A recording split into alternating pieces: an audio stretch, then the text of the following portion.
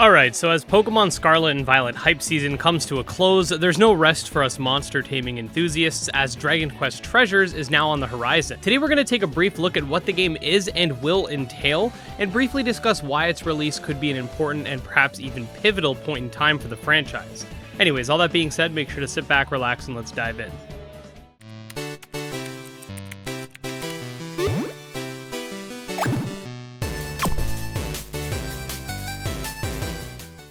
Okay, so if you've been following my channel for the last few months, a lot of information in which I'm going to be discussing might be familiar to you. However, with the game coming out next week and with the channel ever growing, I do think it's important to reiterate what this game is, how it'll play, and how it'll be important. I will not be going as in-depth with the last part of this because I did put out an entire video discussing that, but we will touch on it. Anyways, Dragon Quest Treasures is an upcoming Dragon Quest spin-off title that features two major characters from Dragon Quest XI. This takes place years before the mentioned game, as of such the characters are children. In what's become a trope in and of itself, especially in JRPGs, the main characters are whisked away into a fantastical world, where in this case they're tasked with hunting treasure from across the world. In doing this, they'll be bumping heads with an enemy pirate faction, and in order to overcome various adversities, they'll have to tame and utilize monsters to both traverse the world and fight. Unfortunately, the game hasn't really gotten nearly as much English promotion as it has in Japan as of the time I'm putting this video together. We did actually do a video where we sort of reacted to and discussed the first 30 minutes of gameplay, but unfortunately it was all in Japanese, and as of such, a lot of the narrative points would have been missed.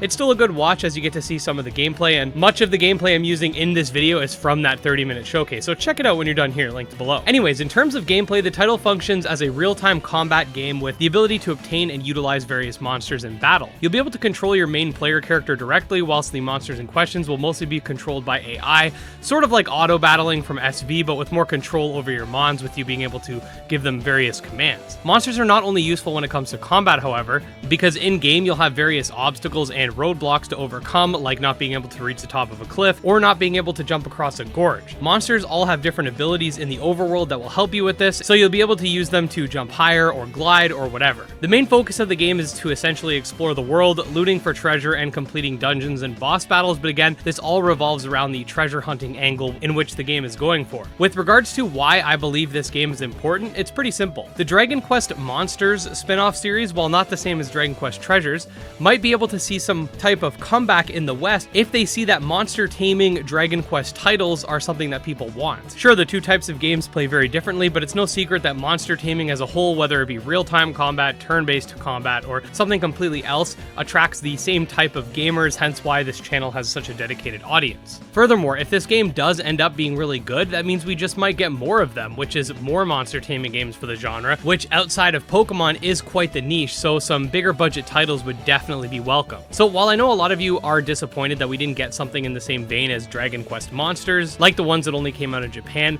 I think you should still give this game a chance, because they're trying something new, and at the end of the day, it's another monster taming game, and innovation is something that people are always asking for. This then circles back to the age-old discussion about Japanese monster taming developers not bringing their games to the West, and of course, if games that involve monster taming do well, like we saw with Ultra Kaiju Monster Rancher and hopefully Dragon Quest Treasures, there's always a chance of Japanese developers and even developers of currently dormant monster taming franchises to make a return. With all that being said, let me know what your outlook is on Dragon Quest Treasures and whether or not you're looking forward to it. If you're a Pokemon fan that's constantly complaining that the series feels stale and stagnant and you want to try something fresh, this might also be something you want to check out, especially since I'll oftentimes see people complaining about the Pokemon franchise but be unwilling to try anything else. But yeah, if you do want to stay up to date on Dragon Quest Treasures, or if you're just a monster taming fan in general, definitely subscribe to my channel for daily monster taming videos, and we'll see you guys next time. Peace.